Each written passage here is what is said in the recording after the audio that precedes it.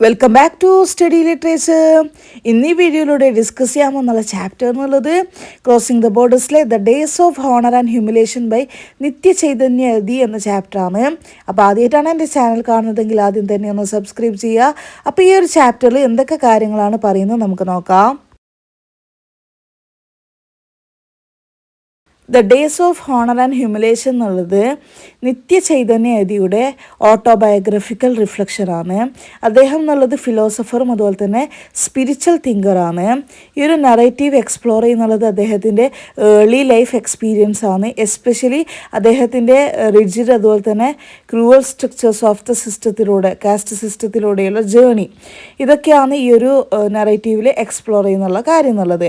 അദ്ദേഹം കടന്നു പോയിട്ടുള്ളത് ഏതിലൊക്കെ കൂടിയിട്ടാണ്? Cruel structures of the caste സിസ്റ്റത്തിലൂടെയും റിജിഡായിട്ടുള്ള സിസ്റ്റത്തിലൂടെയൊക്കെയാണ് അദ്ദേഹത്തിൻ്റെ ജേണി എന്നുള്ളത്.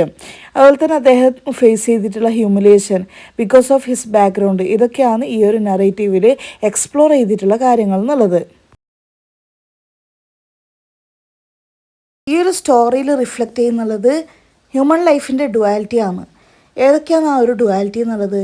Moments of dignity, moments of honour, അതുപോലെ തന്നെ മൊമെൻറ്റ്സ് ഓഫ് സഫറിങ് അല്ലെങ്കിൽ റിജക്ഷൻ അല്ലെങ്കിൽ ഹ്യൂമിലിയേഷൻ എന്നുള്ളത്.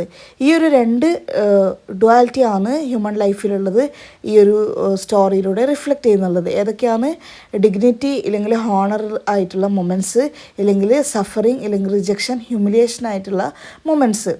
ഇതിൻ്റെ റൈറ്റിങ്ങിൽ റിവീൽ ചെയ്യുന്നുണ്ട് എ ക്വസ്റ്റ് ഫോർ ഐഡൻറ്റിറ്റി, ഐഡൻറ്റിറ്റിക്ക് വേണ്ടിയിട്ടുള്ള സെർച്ച്, നോളജിന് വേണ്ടിയിട്ടുള്ള സെർച്ച്, അതുപോലെ തന്നെ ഇന്നർ ഫ്രീഡത്തിന് വേണ്ടിയിട്ടുള്ള സെർച്ചൊക്കെയാണ് അദ്ദേഹത്തിൻ്റെ റൈറ്റിങ്ങിൽ റിവീൽ ചെയ്യുന്നുള്ളത്. ഇനി നമുക്ക് ഈ ഒരു സ്റ്റോറീൻ്റെ മേജർ തീംസ് എടുത്ത് നോക്കുകയാണെങ്കിൽ കാസ്റ്റ് ആൻഡ് സോഷ്യൽ ഡിസ്ക്രിമിനേഷൻ ഈ ഒരു ടെക്സ്റ്റിൽ ഷോ ചെയ്യുന്നുള്ളത് എങ്ങനെയാണ് ഒപ്രഷൻ അതുപോലെ തന്നെ exclusion normaliser in childhood experience.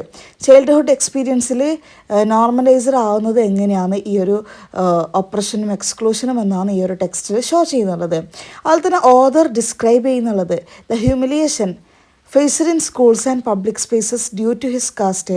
അദ്ദേഹത്തിൻ്റെ കാസ്റ്റ് കാരണമായിട്ട് പബ്ലിക് സ്പേസിലും സ്കൂൾസിലും അദ്ദേഹം ഫേസ് ചെയ്തിട്ടുള്ള ഹ്യൂമിലിയേഷൻ, അപമാനത്തെ പറ്റിയിട്ട് ഈ ഒരു ഓതർ എന്ത് ചെയ്യുന്നുണ്ട്? ഡിസ്ക്രൈബ് ചെയ്യുന്നുണ്ട്, വിവരിക്കുന്നുണ്ട്. Search for dignity and honour, അന്തസ്സ് അതുപോലെ തന്നെ ബഹുമാനത്തിനൊക്കെ വേണ്ടിയിട്ടുള്ള സെർച്ച് എന്നുള്ളത്.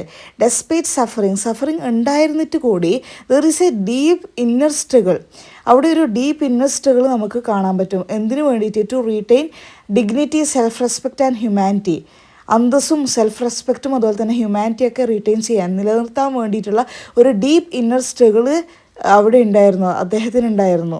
സഫറിങ്ങും ഉണ്ടായിരുന്നു, അതിൻ്റെ കൂടെ തന്നെ ഇതൊക്കെ നിലനിർത്താനുള്ള ഡീപ്പ് ഇന്നർ സ്ട്രഗിൾ കൂടി ഉണ്ടായിരുന്നു എന്നാണ് ഈ ഒരു റൈറ്റർ പറയുന്നുള്ളത്.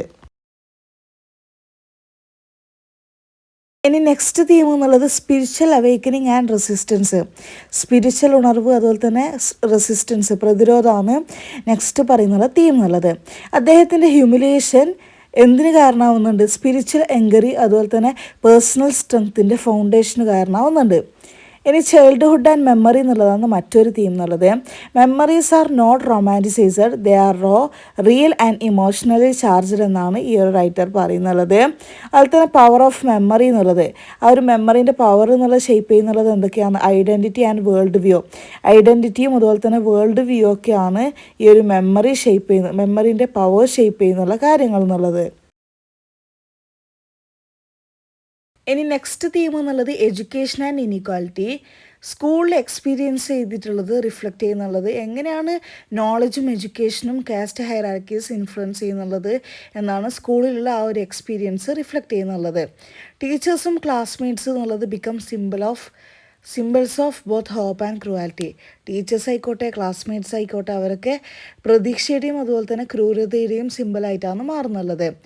ഇതിൻ്റെ വോയിസ് എന്നുള്ളത് is a part of the larger Dalit and anti caste discourse. അദ്ദേഹത്തിൻ്റെ ഈ ഒരു വോയിസ് എന്നുള്ളത് ഈ ഒരു ലാർജർ ദളിത്തിൻ്റെ ഒരു പാർട്ടായിട്ട് മാറാണ്. അദ്ദേഹം ദളിത്തിന് വേണ്ടിയിട്ട് സംസാരിക്കുകയാണല്ലോ, അത് വലിയൊരു ഇമ്പാക്റ്റ് വരുത്തിയിട്ടുണ്ട് എന്നാണ് ഉദ്ദേശിക്കുന്നുള്ളത്. അപ്പോൾ ഈ ഒരു സ്റ്റോറിയിൽ ഇത്രയൊക്കെ കാര്യങ്ങളാണ് പറയുന്നുള്ളത്. ഈ ഒരു സ്റ്റോറി നിങ്ങൾക്ക് മനസ്സിലായിട്ടുണ്ടാകുമെന്ന് വിചാരിക്കുന്നു. ഈ ഒരു സ്റ്റോറി നിങ്ങൾക്ക് മനസ്സിലായിട്ടുണ്ടെങ്കിൽ തീർച്ചയായും സബ്സ്ക്രൈബ് ചെയ്യുക, ലൈക്ക് ചെയ്യുക, നിങ്ങളുടെ ഫ്രണ്ട്സിന് എല്ലാവർക്കും ഷെയർ ചെയ്യുക. ഹെൽപ്ഫുൾ ആയിട്ടുണ്ടെങ്കിൽ ഹെൽപ്ഫുൾ എന്ന് കമൻറ്റ് ചെയ്യാനും മറക്കരുത്.